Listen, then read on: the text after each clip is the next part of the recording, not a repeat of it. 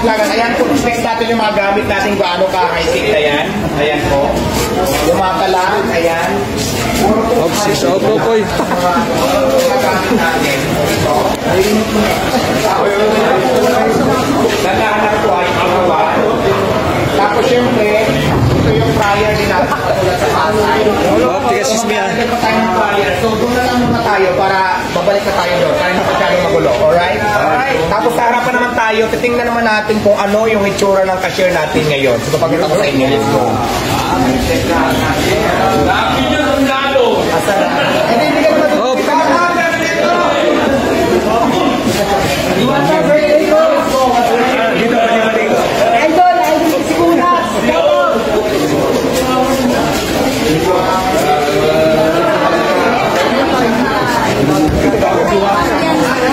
Oy, teka lang. Oh, excuse me. Up. Teka.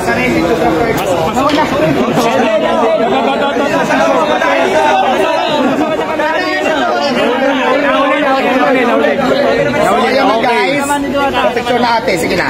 So yan na guys, yung cashier natin, systematic na tayo, meron na tayong POS. Wow. POS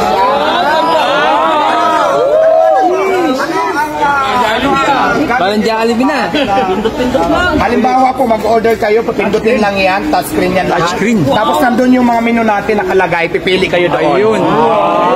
Tapos ang kagandahan natin dito guys, kasi kung maraming tao, hindi lang dito, pwede rin mayroon din dito nakatayo na nagpipindot-pindot.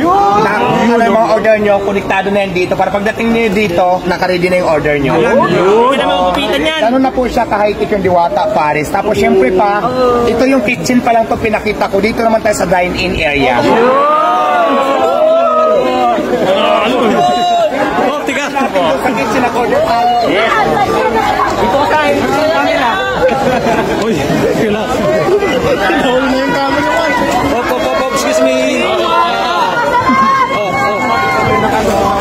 Dito na lang muna tayo kasi maraming visitors sumakahiya naman magkuloy natin sila. So after natin mag-order doon sa kitchen, tinawal ko na sa inyo. Hindi naman dito kayo pwedeng kumain. Pero syempre dyan sa labas yung nakikita sa may billboard na yan, may mga spaghetti, may sukunit. Lagyan din natin yan dyan ng mga tables pag hindi makulan para kung maraming tao dito, maraming tayo pwede pagyan ng kabisa. So ayan, pinakita ko lang sa inyo yung itsura ng Diwata para sa overload dito sa Quezon City na talaga namang pinaganda namin, mas in-improve, mas pinalinis, mas naging systematic lahat at naging maayos na po siya. Kaya maraming salamat po sa inyo.